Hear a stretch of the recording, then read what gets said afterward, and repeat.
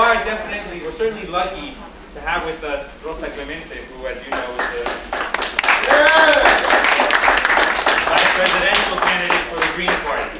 She's going to be addressing a number of issues which the left and the popular forces face today as we do the daunting, complex, and at times overwhelming work of building an alternative anti-systemic movement. I want to just first say that tonight's event was put together by a number of campus and local organizations. We want to thank them, especially Earth First, Students Creating Radical Change. I just said SPERC, Students Creating Radical Change. We don't want to leave them out. The Campus Anti-War Network. As well as Solidarity and the New York Green Party. There is a table there with some literature if you guys want to get involved or find out more about these groups. Please check it out at some point. Also, there are a couple of buckets there. I know they've gone around at least once, but if you haven't contributed so far and you would like to, feel free to. Of course, it's voluntary, but at this point, the Greens are accepting donations for their campaign.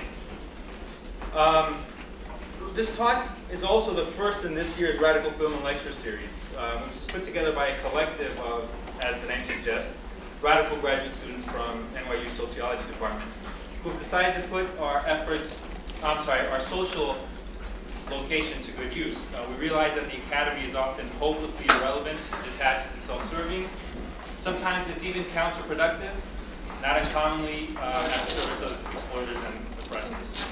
But what we'd like to do, by contrast, is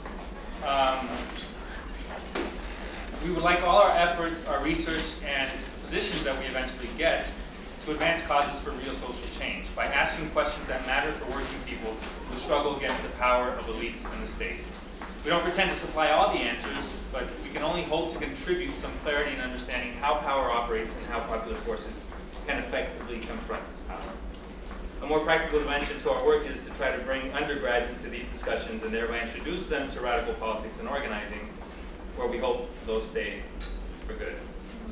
So we're delighted tonight that Rosa Clemente, who we can safely bet is very busy at this juncture of the campaign, is with us to share her thoughts and help us grapple with these challenges. After all, she comes from a world of grassroots activism and has now entered the fray of national electoral politics. So if someone here I imagine if someone here has thought hard about the obstacles to and the possibilities for building a movement, it's no doubt Rosa. These tasks are more pressing now than ever, if anything because we've never found ourselves so far behind in such a lopsided contest. You know, I was thinking about this curious situation which we were treated to a couple weeks ago. Remember where you had the leading financial houses and their agents in government literally begging Congress to approve the bailout package. If there was ever a time, progressive commentators noted, to pressure the state to introduce measures that help working folks and tame the power of finance capital, it was now. After all, we seem to have them right where we wanted them. It looked as if for once they needed us far more than we needed them. And after all, what were they going to threaten to do? Offshore their speculative shadow financial system? Deflate their derivatives? Stop lending? They weren't in a position to do so. And yet, we found ourselves pretty much impotent. Right? Congresspeople registered this generalized repudiation and stalled a bit, only to then pass a bill that hits families' modest budgets even harder and includes additional measures tailor-made for Wall Street. The popular layers of the country seem to be in an ideal position. We seem to have them by their securitized testicles. Yet, we were wholly, completely unable to exert any leverage in this decision-making process. So while the majority of people were genuinely outraged and enraged by this swindle, we displayed a complete inability to mount any effective pressure, much less directly shape policy to meet our demands. So what do we do? And how do we figure this out?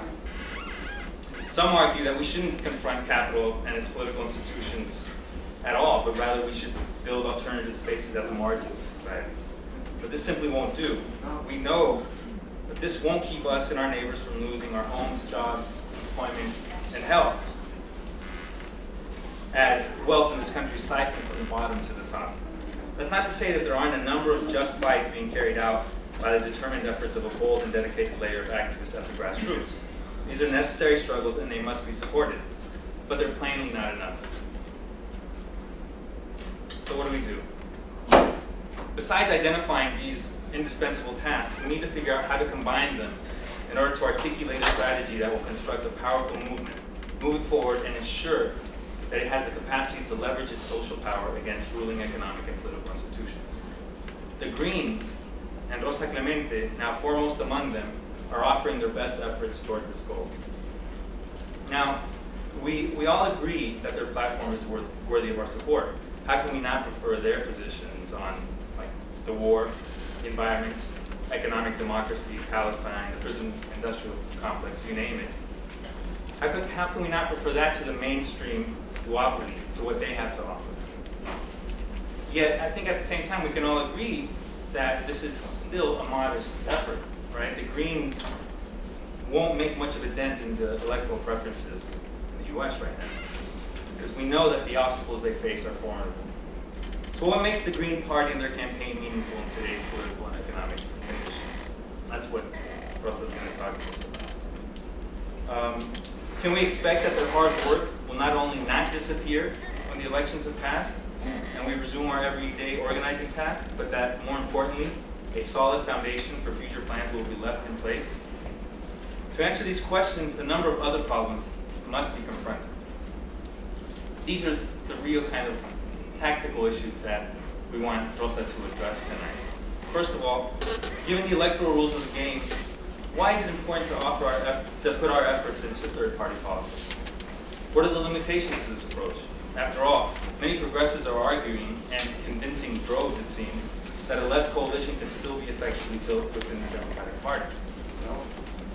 Second, what is the Green Party's vision for building a broad democratic, environmental, anti-racist, anti-sexist, and anti-capitalist movement? Specifically, what's being offered? What's the relationship between electoral tactics and organizing at the grassroots level, aimed at building a movement against exploitation and domination? Crucially, what are the tensions, if any, involved in these tactics? What's the campaign's relationship to different organized and unorganized social sectors, labor, immigrants, poor urban and rural communities of color, queer folks, environmental justice groups, anti-war groups, etc.? And how will these relationships evolve after the elections? Finally, what does the Green Party offer young activists? We know there are a lot of young activists out there who are looking to commit to long-term movement building. What can the Green Party do to get them more involved and keep them in? These are the questions that Rosa Clemente hopefully will help us grapple with tonight. Before giving her the floor, though, I want to first say a few words about her very packed trajectory in the struggle. Rosa Clemente has been a student and a community organizer, a journalist, a hip-hop activist, and a media activist. She was born and raised in the South Bronx. She then studied at the University of Albany and Cornell University. As a political activist, community organizer, and an independent reporter, Rosa has been delivering workshops, presentations, and commentary for over 10 years. Her academic work has been dedicated to researching national liberation struggles inside the U.S., with a specific focus on the Young Lords Party and the Black Liberation Army.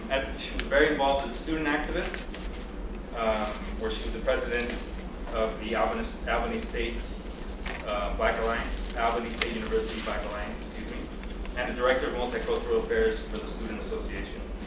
Later at Cornell, she was a founding member of La Voz Borinquen, a social political organization dedicated to supporting Puerto Rican political prisoners and the independence of Puerto Rico. In '95, she developed Know Thyself Productions, right? And this is a group that organizes a series of college tours with known hip-hop activists to get young people involved. In 2003, she helped form and coordinate the first ever national hip-hop political convention that drew over 3,000 activists who came together to create and implement a national political agenda for the hip-hop generation. 2 years later, she founded the Reach Hip Hop Coalition, a hip hop media justice organization. More recently, July 6, 2008, in Chicago, Rosa Clemente and Cynthia McKinney were nominated by the Green Party as vice presidential and presidential candidates, respectively.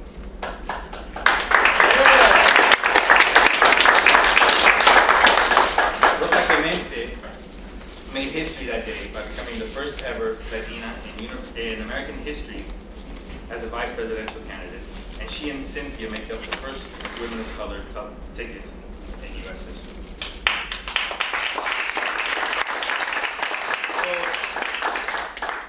I know you guys have waited long enough and I should shut up. So join me now in extending a warm and comradely welcome to Rosa Clemente.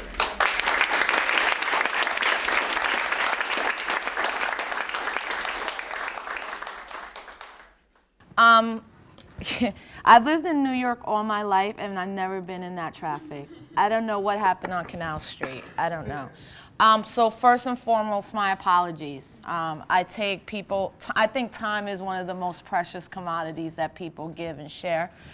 So I feel that if this is a radical film lecture series, I think I know why 99.9% of the people are here. You're radical. So with that, we have a good starting point. I will talk for 5 to 7 minutes, and then we will talk to each other. I think most of us in this room are clear or trying to find a clear understanding of how we're going to navigate the situation I'm in. So let me think for a minute where I want to start. You asked some questions, and I hope that they'll be repeated, and that'll be the crux of the discussion.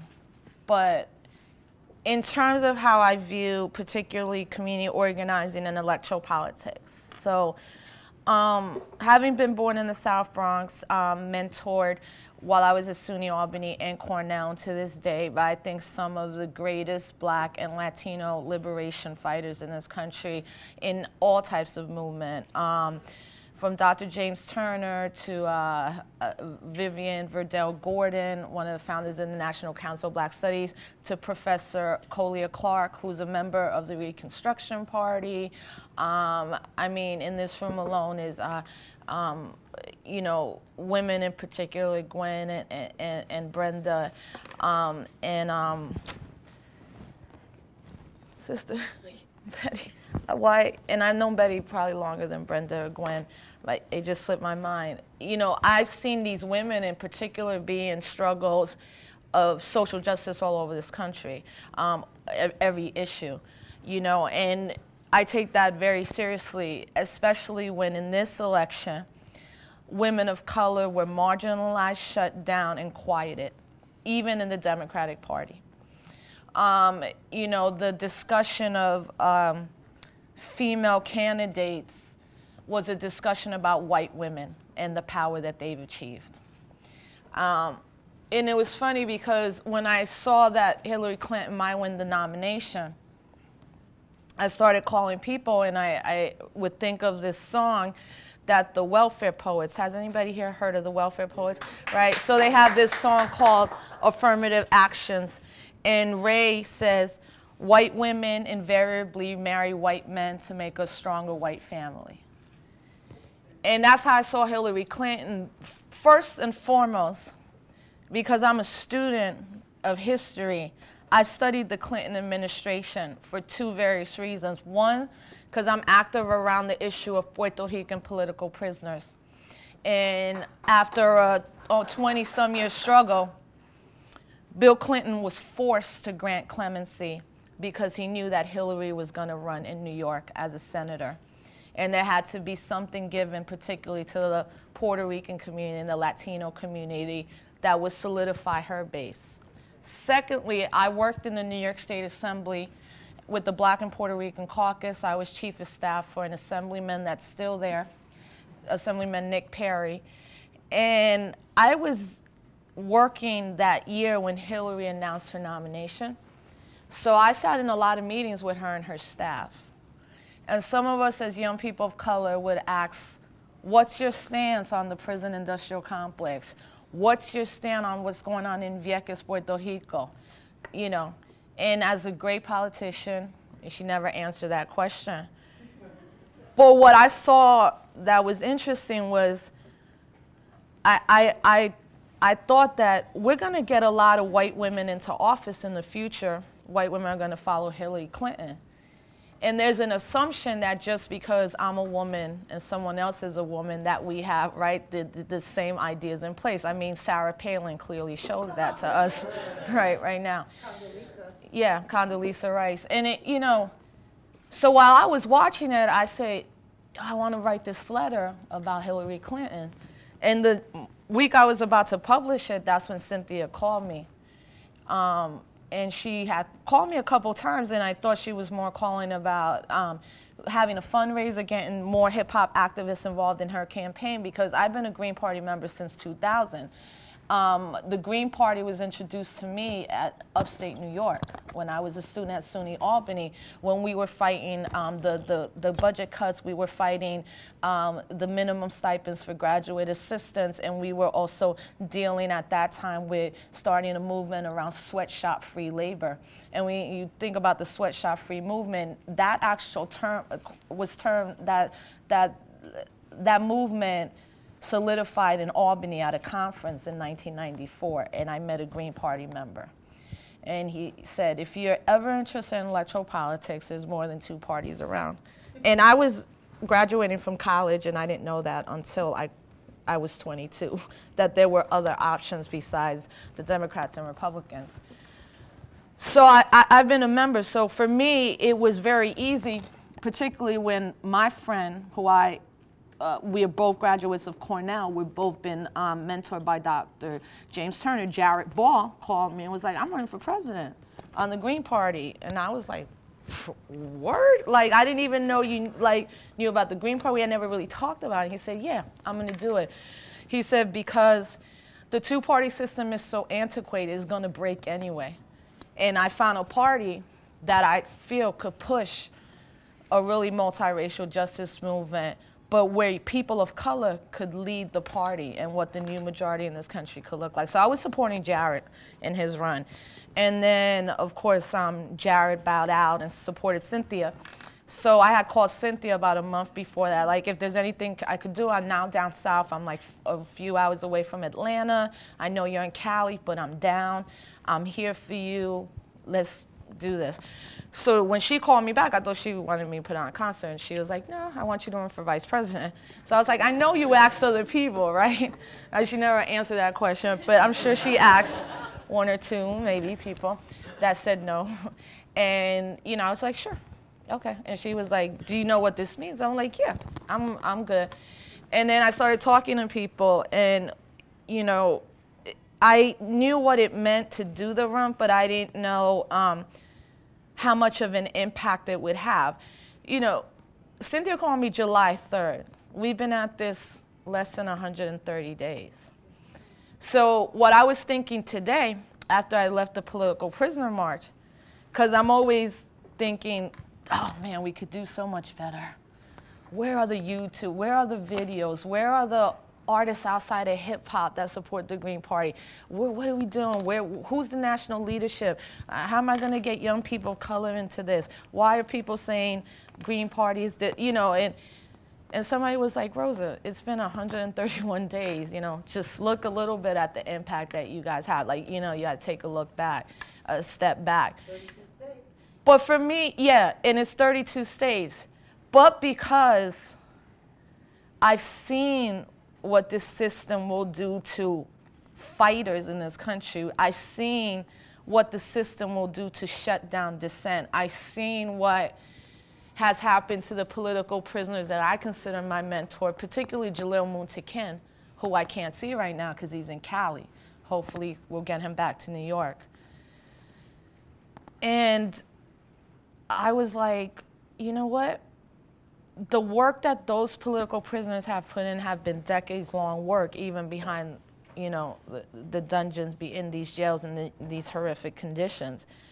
So I'm completely proud of what we've done, but it's not enough. It's just not enough, you know? And it's not enough because we don't have a mass vanguard right now. And I don't like to use the word vanguard too much. It has different connotations politically for some people. But this idea that if we truly believe that the majority of the American people really want this, and you know, one thing, I hope this quote always lasts. I said in my nomination speech, the Green Party is not an alternative party. It's the imperative party. I don't get into discussions, the major party. No. Cynthia's running, McCain is running, Obama's running, Nader's running. I don't even lessen Cynthia or Nader around that issue. That's the problem right there. So we're even calling ourselves the alternative party, the moderate party, the minority party. We already are self-defeating, using self-defeating language.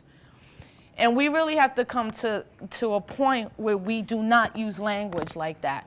Because we're not going to track young people. Young people right now are scared. Young people are not apathetic. They don't trust any system in America. Why should they?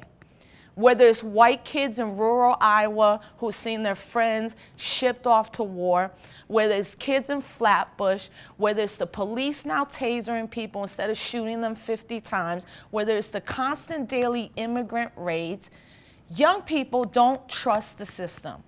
And that's where we're winning. That right there is a good place for us to grab those young people, not just to run for office, but to be community organizers that use the that tool as a weapon, that begin to see that public policy has to be shaped by community organizers. And the only thing elected officials should be doing is pushing through that public policy that comes from the community organizers. It should not be the other way around. It should have never been that way.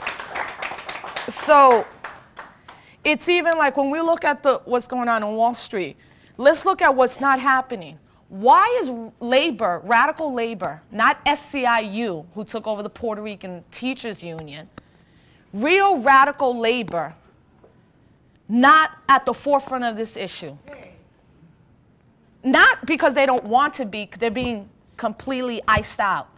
Where are the economics people, you know, where is someone like a Naomi Klein right now on CNN? Where are the economists that know we can actually have a world that sustains everybody? So it's not just about what's happening, it's how that discussion even gets framed. So now they're on their way to saying we as Americans should all share sacrifice. Bullshit. Like, I'm not sharing nothing, no more sacrificing. I'm going to share with Paulson or Bernanke or Alan Greenspan's sacrifice? Like, you know, now, well, those people, they didn't read the paperwork, i.e. black people are stupid, we shouldn't have given them loans. You know, as opposed to saying in 2001, you have black groups all over this country saying this is predatory lending. In 2001, I was working in Central Brooklyn Partnership with Mark Winston Griffith, who's working over at Drum Major Institute now. Mark, in 2000, when he hired me, said, the next 10 years is going to be about financial literacy and this predatory lending. NEDAP, Neighborhood Economic Assistance Group, NEDAP. My friend Kat Aaron, reform producer, wake up call. In 2003, when I met her, she said, you see everybody buying these houses in Brooklyn? They're going to be gone in 5 years. It's predatory lending.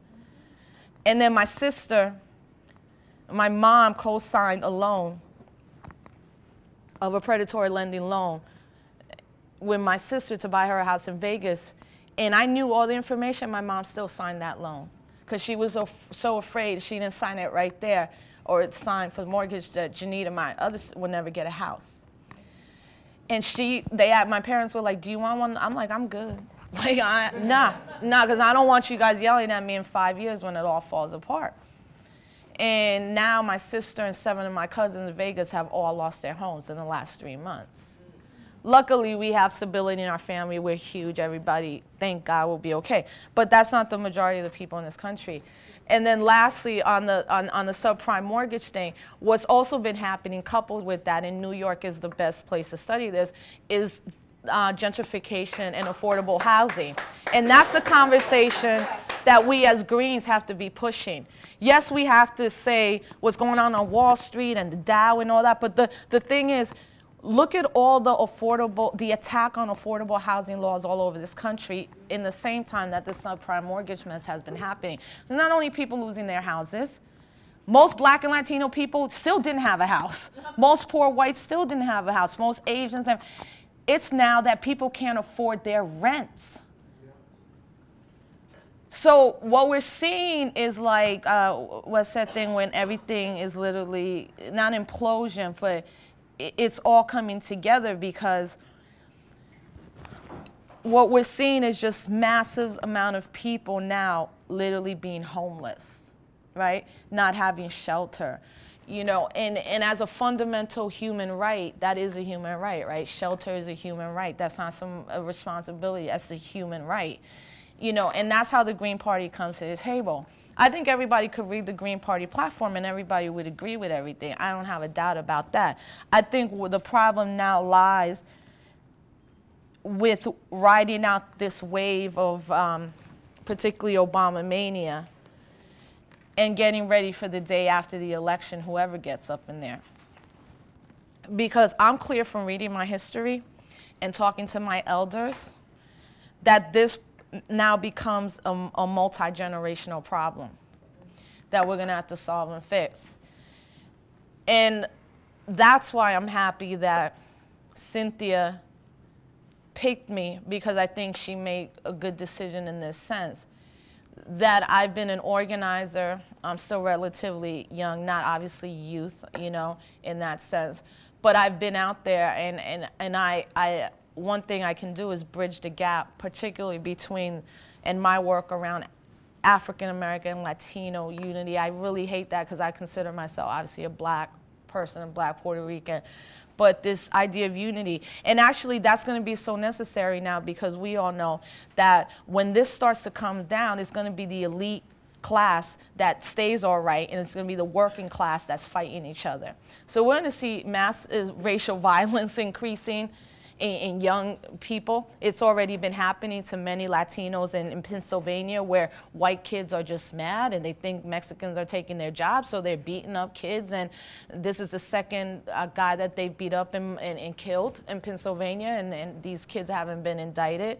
And then I go, I wonder if they should be indicted, because they're 17 and they've been living, particularly in the last 8 years, of so much rhetoric and xenophobic hatred towards particularly Latinos. They're literally acting out what the TV and Lou Dobbs is saying in a nice way with words. But what that rhetoric and xenophobia is being ratcheted up. We even see that particularly with Senator Barack Obama in this sense, that at the end of the day, he is clearly the Democratic Party. He's a leader. He's our competition. But one thing me and Cynthia are not going to do is allow racist behavior towards him. Just like no matter how much I disagreed with Hillary Clinton, anytime I was on a show and a man wanted to make fun of her ankles, I hung up. It's unacceptable.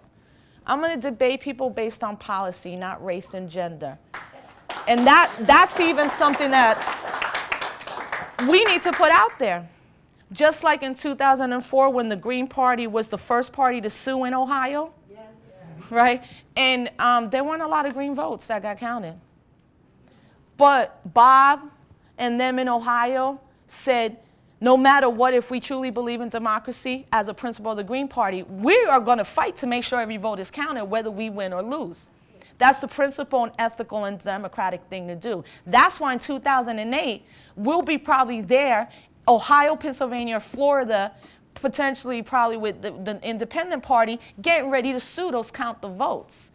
Because it's been only the Green Party that's been pretty clear on what this election theft could look like in either direction, but particularly the fact that there's so much voting irregularity out there.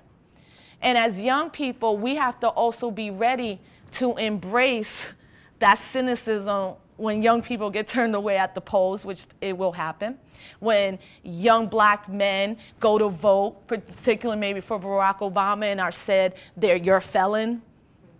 Here's your provisional ballot. You never registered to vote. You don't have the right ID. So even those people that are not going to vote green, with the voter irregularities that are going to happen, we are ready, and we have to be ready to embrace all those people that will finally be like, I'm done. I did it in 2004. You didn't count my vote. 2000, 2004, 2008. You know, and I think that time is right here, and it's right now. So, you know, we'll keep pushing forward because that's what we're supposed to do. And it's a struggle, but that's what we're supposed to be doing. And that's how resistance gets built. And, you know, like, just to close up, I was on the phone last week doing a radio interview in D.C. Jared Ball has a show there, and Amiri Baraka was on.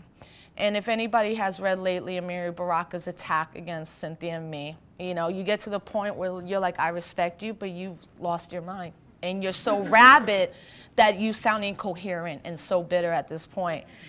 And when I was on the show with him, he kept saying, you're wasting your time, you're wasting your time. The masses of the people aren't with you. The masses of the people aren't with you. And I was like, and the masses of the people weren't with Harriet Tubman, and they weren't with Sojourner, and they weren't with Nat Turner, and they weren't with Malcolm, and they weren't with Martin, they weren't with Cesar Chavez. It's amazing, like now McDonald's praises Cesar Chavez when they were trying to destroy that movement in the 50s. You know, the same thing with sanitizing Malcolm. I mean, you even have the Democratic nominee. How many times has he used Malcolm's line, hoodwinked, bamboozled? You know, it's okay for him to use that line, but it's not okay for him to ever say the word black. You know, and you think about, I think about David Gilbert from the Weather Underground. You know, I think about Marilyn Buck. Like, I think about, in this time, our PPs. Because obviously the state saw them as the most dangerous of who we are, of resistors. To the point where 40 years later, Jalil is still in jail. Herman is still in jail. We're losing PPs. You know, we just lost Bashir. So that's why, you know, it's not hard to do the work. I think what's hard right now is how we're going to identify who really in this country is progressive and left. And unfortunately for many of us, the places we thought were progressive and left have clearly shown during this particular run of the Green Party that that doesn't exist. So I will no longer use words like progressive when I talk about the Nation, the Huffington Post, the National Organization for Women, the Women's Media Center. And the 4 places I named you are all run by white women who have even refused to put the biography of Cynthia McKinney on their website. The National Organization for Women and Kim Gandhi, who every year Cynthia was a Democratic congresswoman, voted her as the most progressive congresswoman, will not even on their website let their members know that we exist. The Women's Media Center, founded by Jane Fonda and Gloria Steinem and now run by Carol Jenkins, has refused to publish any of Cynthia's work that she's giving them, that I pass on to them, to their blogs. You know, Catherine over at The Nation, they've done one story and they didn't mention me, which pissed more Cynthia off. Like, at the end of the day, they have to have the record right. Air America Radio, except for Laura Flanders, is pretty clear they're up in Obama's world. Rachel Meadow's show, the #1 growing show, refuses to have Cynthia on. CNN, C-SPAN, NPR, Michelle Martin, and that's what we call progressive. That's not even black regular radio. Michael Bateson, Gary Bird, Slade, James Ntume, not one time. And I know all these people because I work in media. I call these people every day. Personally, can we get 2 minutes? Maybe. Can you talk about Obama debate? No. Can we talk about the party? No, but can you respond to Obama? Can you respond to Obama? Can you respond to Obama? Can you tell me why black people are going to vote for you? Spanish language, not one interview, unless it's been outside of the country. El Diario is the only paper that has offered me an op-ed thing. We're talking about Telemundo, Univision. You see what I'm saying? Like, so we're not only fighting this monster of trying to organize, then because I work in media justice, I've worked with these people for 5 years around every issue around media justice. So again, I'm mentioning groups that consider themselves progressive, that I've been on panels with, that I've gotten artists for, that I've gotten young people to. These are people that will call me on a daily basis, refuse to even give us a page to say, this is who we are, here's our website, thank you very much. It's very dangerous. And on the hip hop end, you know, forget that the hip hop men and leaders abandoned me a day after the nomination. I was ready for that because the hip hop activist world has been co-opted by the nonprofits at this point. We were clear. That happened in 2004, which is why I chose to leave the convention, because I never founded the convention to vote for John Kerry or a Democrat. I helped to find the convention to formulate a political agenda, and I don't care what party put it through, but it was going to be up to the young people to push it through to any party that was there. So, you know, we have to think about understanding the oppressive forces, but I also think, and it's not to, we can't sound, it's not about it being bitter, it's about you can't call yourself progressive. And we're going to take that title back. And we're going to hold you accountable. We're going to cancel our subscription. We're going to write you an email. We're going to blog about it, and we're going to name names. And again, I don't want to attack as much as be honest. And hopefully, you know, they'll do the right thing. But if they don't, that's okay. Because I truly feel that at this point, we need a new way of thinking of how to organize, of bringing people together, of reframing language, of empowering us as a community. And also, if it means that me or Cynthia are not considered black enough, Puerto Rican enough, hip hop, I don't care no more. Like, I don't care about these titles and labels. As long as I'm with people that truly believe in these things that we believe in, right? A livable wage, free health care, you know, an end to the war now, an end to our military occupation all over the world, that we will not stand for destabilization in Latin America. We as young people already got to see the writing on the wall. Just read any history book. It will tell you exactly what they're trying to do to Hugo and all of them out there. We have to be clear on that. We have to be clear, particularly as Latinos, how we reframe ourselves, how we identify ourselves. Are we part of this new emerging Afro-Latino movement in this country that is saying, hold up, not all Latinos are this one category. Not all Latinos are white. Not all Latinos look like this guy on Univision. You know, not all Latinos come here because they want to, but maybe they're coming here because they're being forced to through these free trade agreements. That's what the Green Party is talking about, repealing that. The Green Party, too, was struggling around the issue of immigration. Me and Cynthia have been very clear. It's amnesty. We don't even need a discussion about it.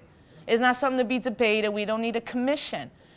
We need the right of return for Katrina. Yes. That's me and Cynthia's, I mean, that's, when I went down to New Orleans 10 days after, that's when I was very clear for the first time. I will never mess with the Democrats. We got Congressional Black Caucus people, and black people are dying in New Orleans. That doesn't even make sense.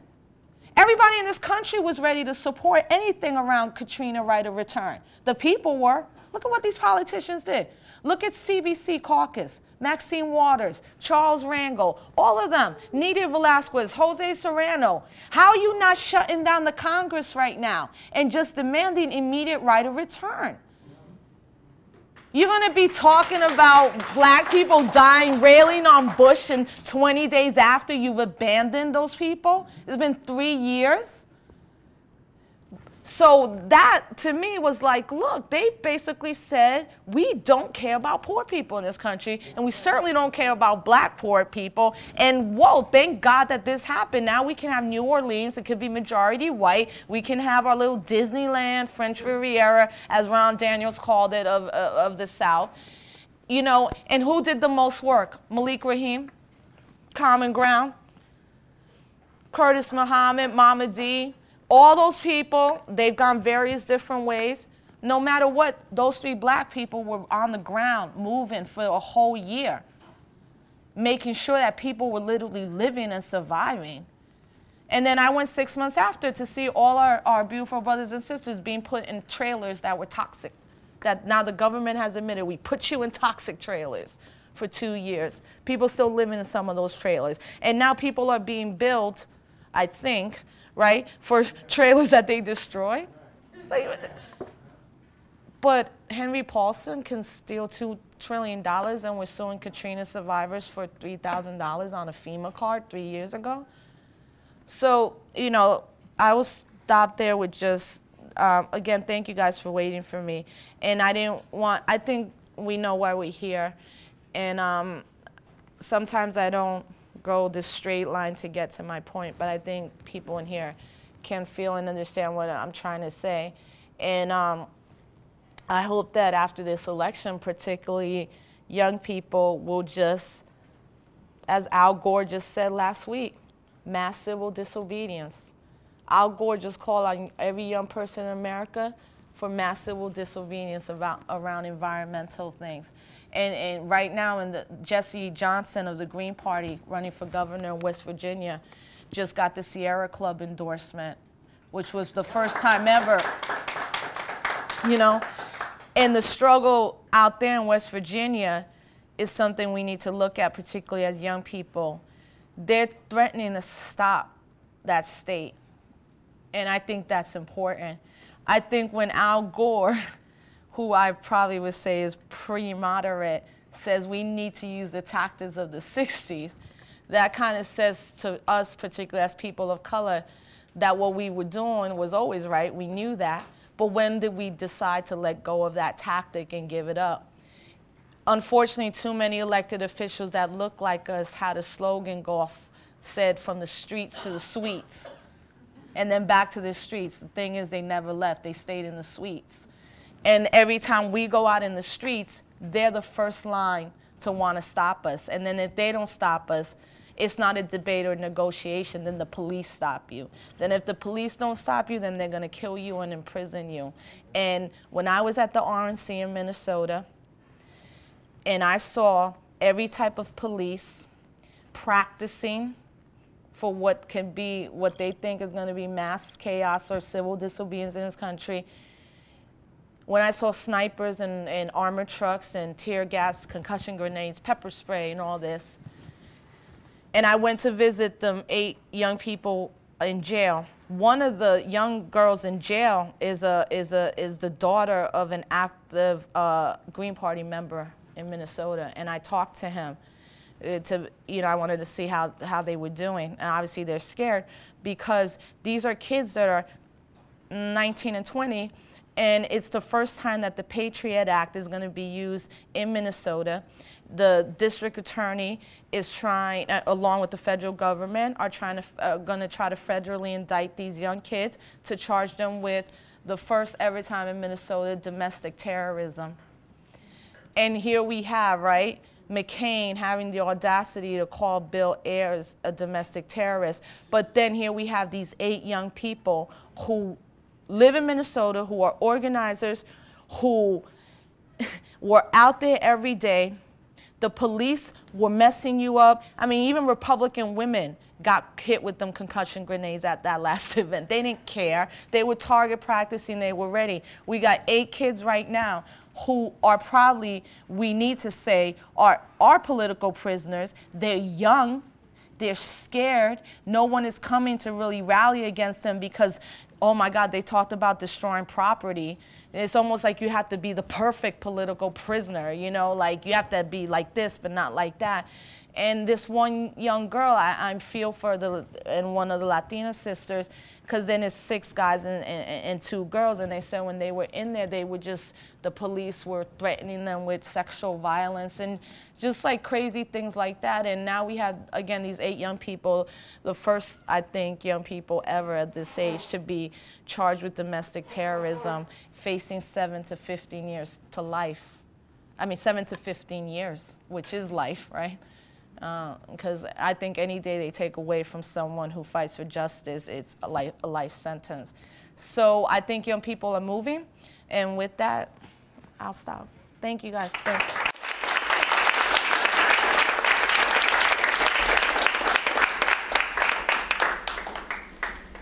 So I have a little bit of time. Why don't we open it up to questions and answers? I think maybe the best way to proceed is to get a few questions at a time, and then allow Rosa a lengthier period of time to answer those, and then we'll move on to another set of questions, if that's all right. Yeah. I'm from Madison, Wisconsin, which is the pretty white town, to say the least. And moving to Chicago, got really negative feedback from people, radicals, or in Chicago, that it was a white party and they weren't going to vote green. This is like a while ago.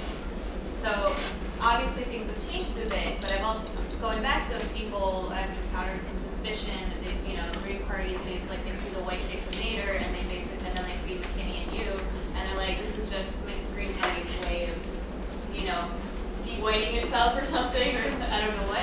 So I'm wondering how much have you encountered that attitude and how have you responded to it? Well, I mean, first, Nader's not a Green Party member. Not anymore, but I mean, like, he's not. He hasn't been. I mean, I think that's important. He left the party. Second, sure. I mean, I think it's pretty clear that the Green Party, for the majority, is white. So is the Democratic and Republican Party. I think the way I answer that question is I really don't care. I can challenge you on just the numbers in the Democratic Party proportionally what the Democratic Party looks like. I was at the DNC, and some guy was like, this is the most diverse Democratic National Convention ever. 34% of the people are black. I was like, really? That's diverse. When 95% of black people vote Democratic, that's diversity. And I'm not saying it facetiously, just factually, that's how you have to approach people. And then they got to make their own choice. Well, this is what I told people after Chicago. I am not trying to change particularly people's minds that may be set on another party. As much as I'm trying to engage that 51%, particularly young people that even with this election haven't registered to vote. The ones that 10 years ago were like, this system is effed up, I'm never voting. And I think facts are good. And really, at the end of the day, the Green Party and the members of the Green Party made and voted on Cynthia McKinney and Rosa Clemente. Yeah, they voted for that, right? So some Greens left. So what? Then some Latinos in Chicago joined because of Omar Lopez and the work that Omar is doing. And we had a great article out there talking about browning the Greens. Because see, what needs to happen, what is happening right now is the immigrant movement has been removed from any discussion. When's the last time you heard immigrant anything? Except we hear every day about the raids.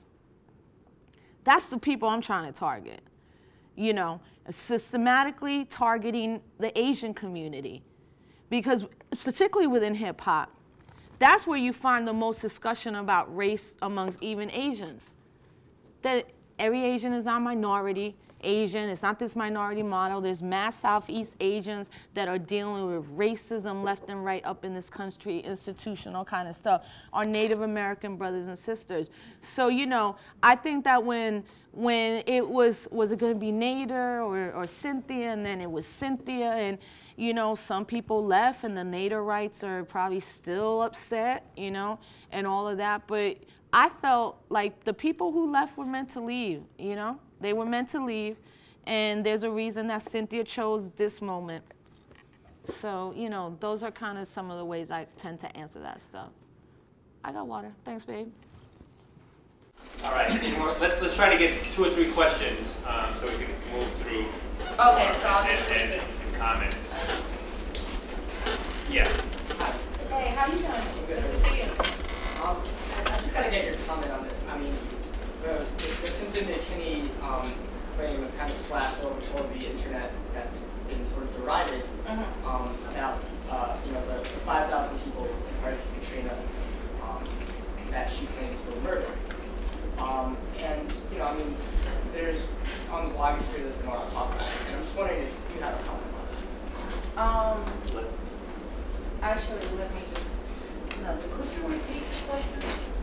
question? Sure. Well, you repeat the question, because when they're sitting down speaking to you, it's hard to... No, no, stand up, stand up.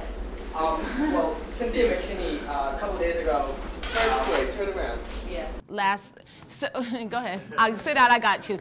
About 10 days ago, Cynthia was at a fundraiser in California, and there was a young sister from a survivor that said that told Cynthia that her son worked with the National Guard, and said that approximately 5,000 people in New Orleans have been murdered. You know, and I think Cynthia's response to that was more that I will look into it, but I will not, that she would believe that to be true because of the history of this government. And I think that's already been twisted in a lot of ways. Cynthia hasn't made an official statement on that yet, but I know, and if you look at the YouTube piece, that's how the question came about. I also think that particularly for Cynthia, people would be, you know, need to look at her record around being on the ground during Katrina.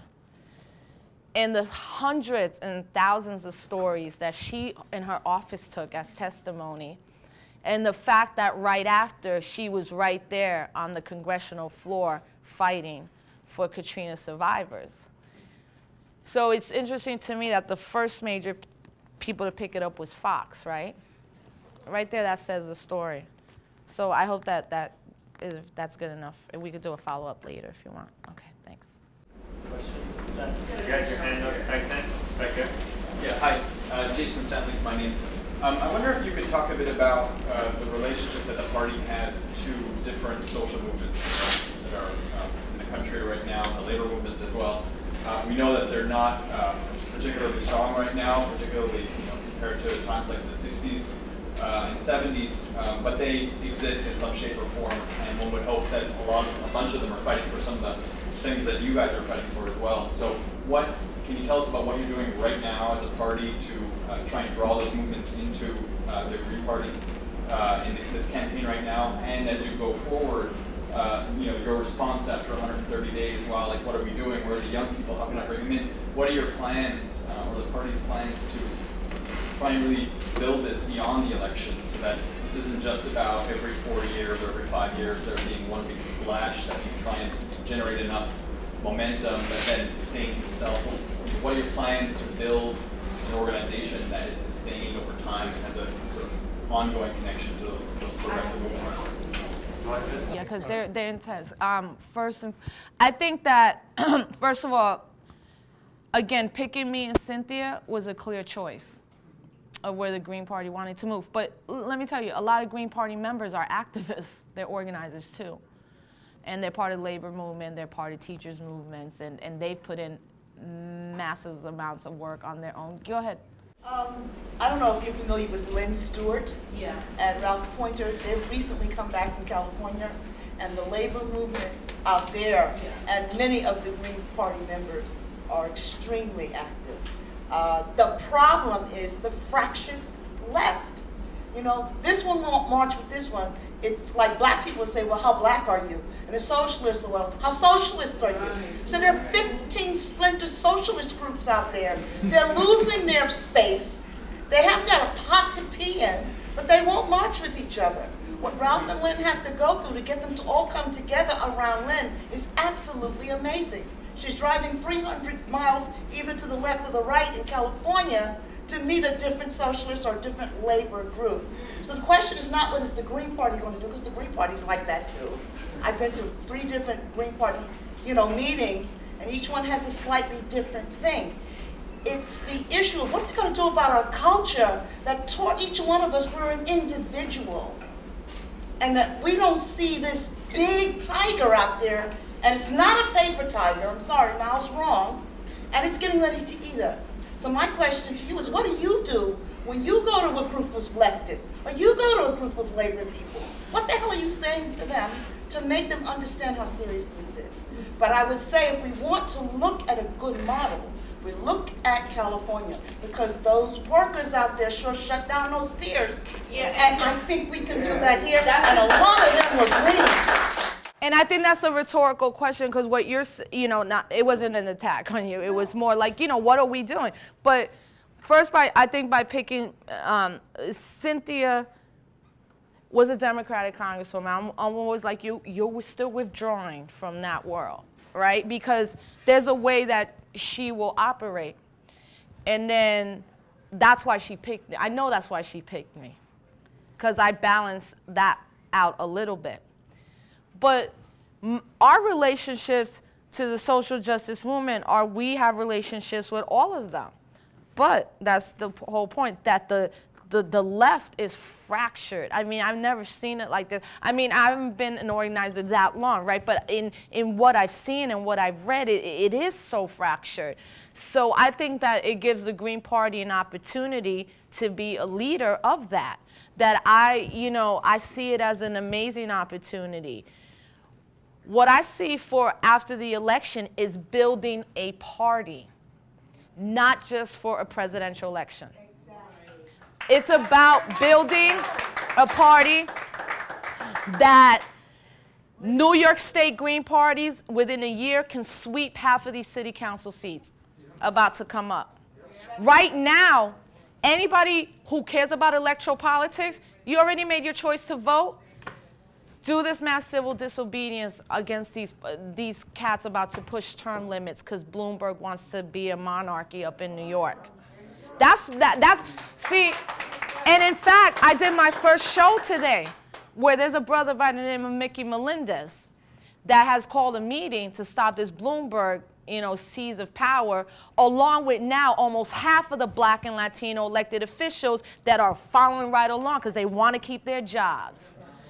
Well, who has it been? Charles Barron, as usual? Maybe Charles and 3 other people that are saying, we don't want term limits. I'm out in 2009. That's what Charles said. I'm out, and I'm out. I got to figure out what I'm going to do next. Where am I going to work? What am I going to do? So this whole thing right now is, it has to be about what you're saying. How do we grow the party? And part of that is definitely beginning to infuse that the Green Party is not only running Rosa and Cynthia, it's running 200 other candidates for office all over this country. That's more incumbent on us to organize and solidify and resource ourselves to get people into the Congress and Senate to get ready for the 2012 presidential election. If we really want to be serious, me and Cynthia could be up in there with a whole bunch of Democrats and Republicans as the Congress and the Senate. So it is that important. I think,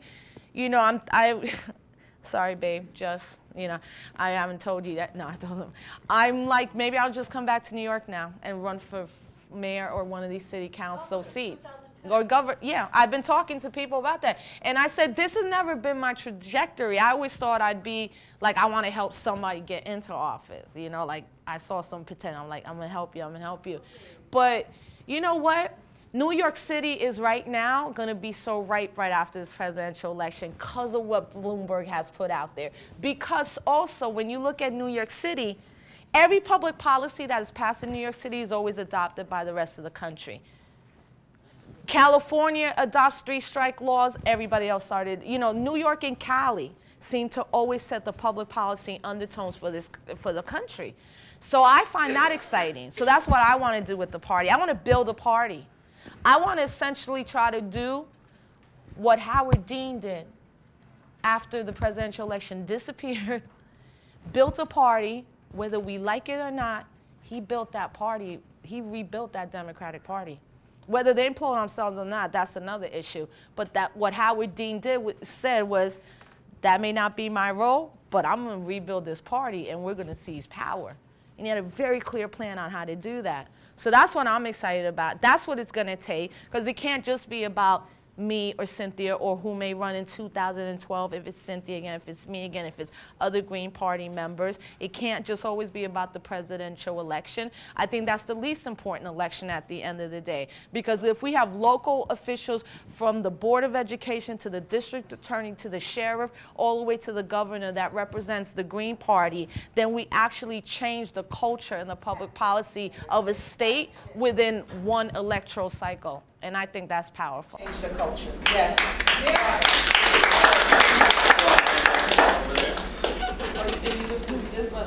Oh, sorry. So why don't we do one and then go back to this side? This is sort of touched upon this with you were talking with the media. But why do you think that third parties that always struggle to gain validity in this Louder. And We can't hear you. You have to talk loud. why do you think that third parties have always struggled to gain a validity in this country? And what has been the greatest challenge in your campaigns? Well, very easy. I think third parties, you know, it hasn't always been a struggle. If we look in the 20s, 30s, and 40s, the communists were out there, the socialists were out there running for office.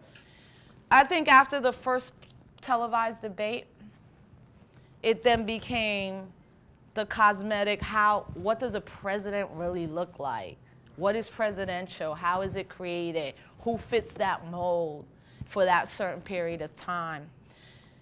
But when Bill Clinton was in office, he ushered in an age of deregulation for the media.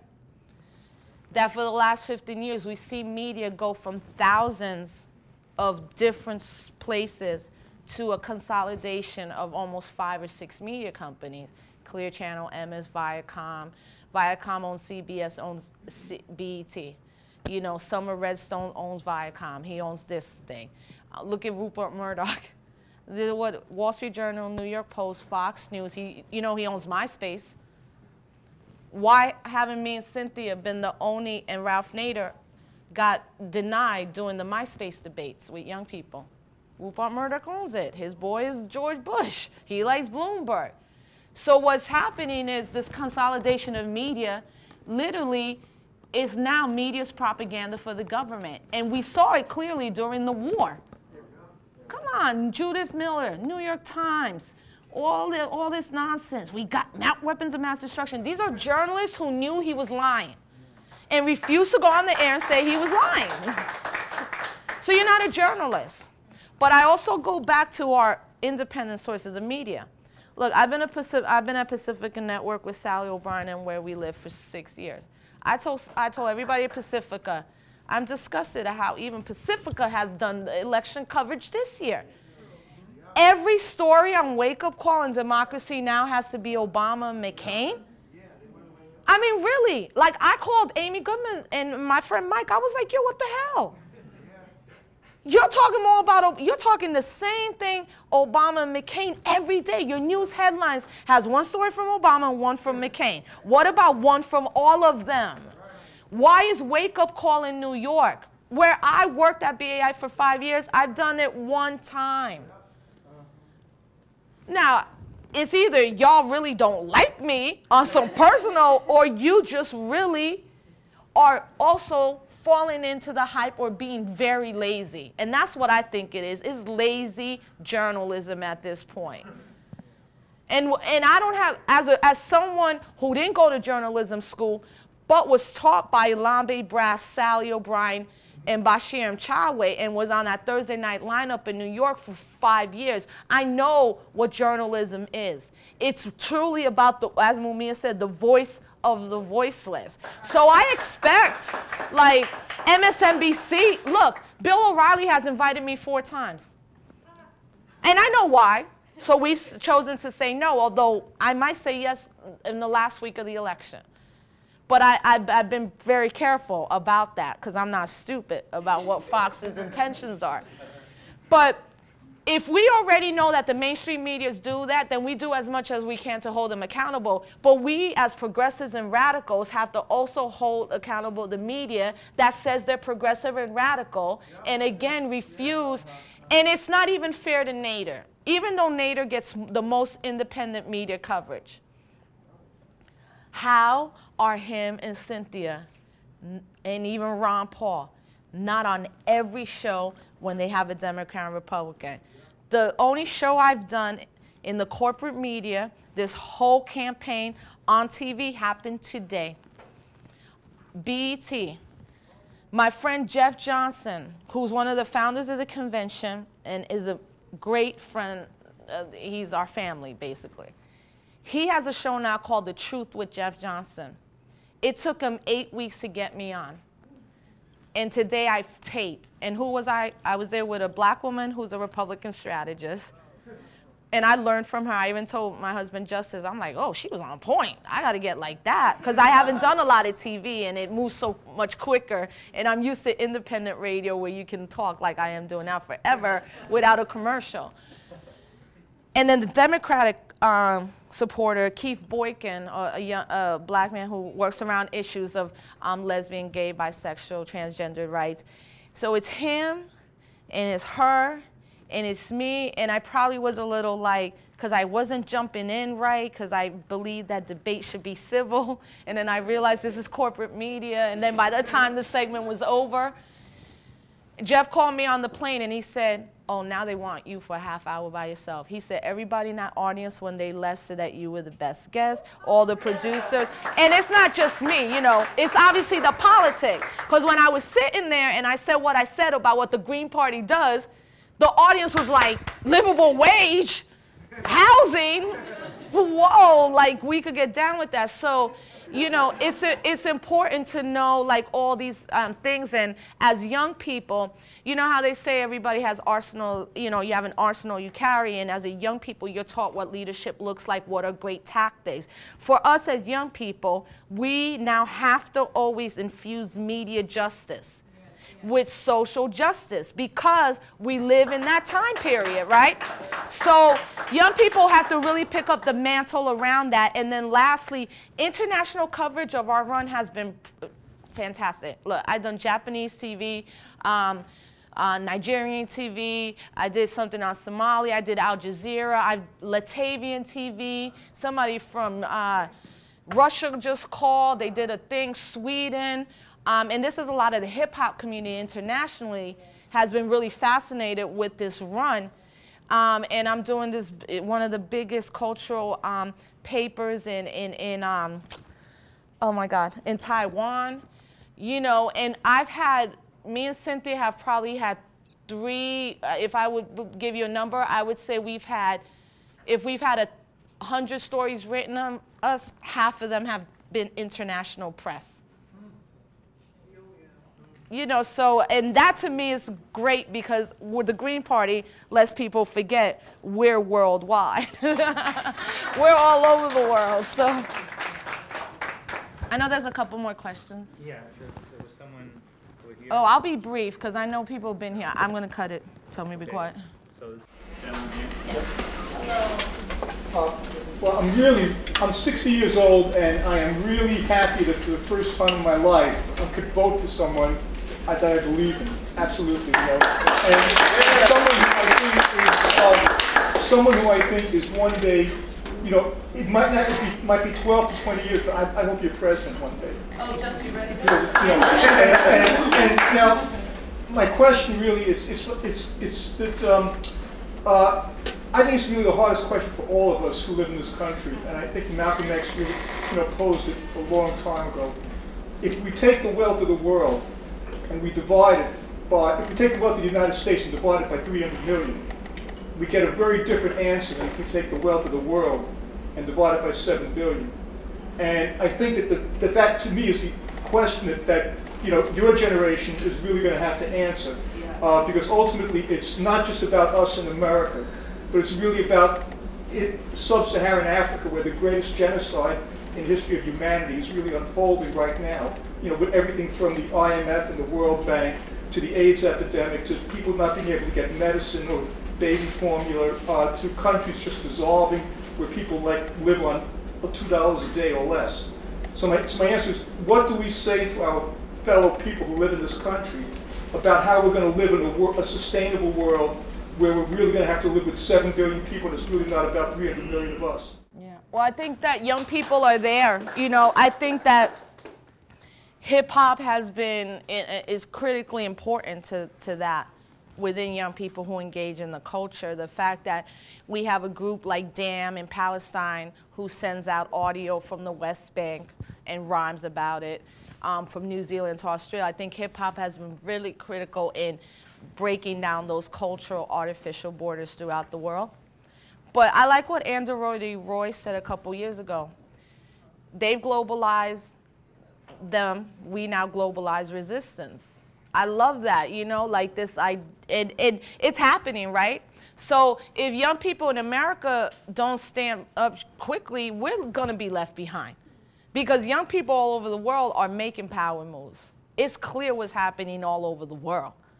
You know, so I think it's instructive for young people to think about, like, no borders. What does that mean? What does it mean when we're, like, the financial market is suffering here? What's gonna happen in Africa, in all these other markets right now? I mean, as we, like they say, if the United States, sneezes, the whole world catches a cold, and that's so true right now. I think it's hard to have a specific way of moving forward because everything is changing on a daily basis. I think it's more about young people being politically ready to seize that opportune moment, which is gonna be here quicker than we thought, you know? So I encourage that amongst young people. I encourage, too, more of intergenerational discussions, so many more, because I think that some older folks don't understand this in particular, that pretty much since 1980, young people have been brought up in a consumer kind of orgy culture, right? So, like, we've been purposely targeted to be in this dumbed down way. We've been purposely targeted. That's why they've taken hip hop. And now when they saw the power with it, they co-opted it, and now it's about selling things, or, you know, only these 10 men are hip hop, but not looking at the whole culture. I think that's how we're gonna roll. So we are running out of time. Can we just get the last two? I'll do together. Okay, let's get the last two. There's a person here and then this person here. Let me just remind everyone, though, that there are these two little buckets here for donations. And do you have the buttons? We have buttons for sale. We have some campaign material, just $1 buttons and bumper stickers.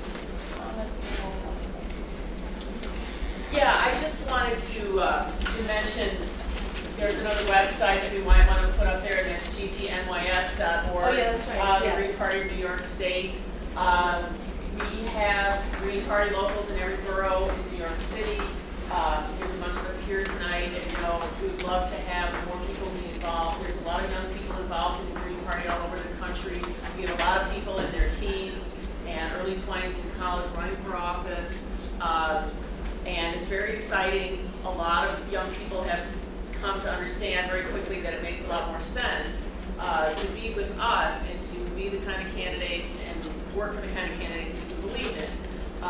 So we would welcome you. We do have some brochures over there. We have some little flyers, and feel free to go to the state website. You can reach all the local organizations that way. You can also start your own local if you want to do something in your own neighborhood or on your campus. There's been a lot of locals organized on the campus level. So I just want to make sure you knew that we did have a local organization.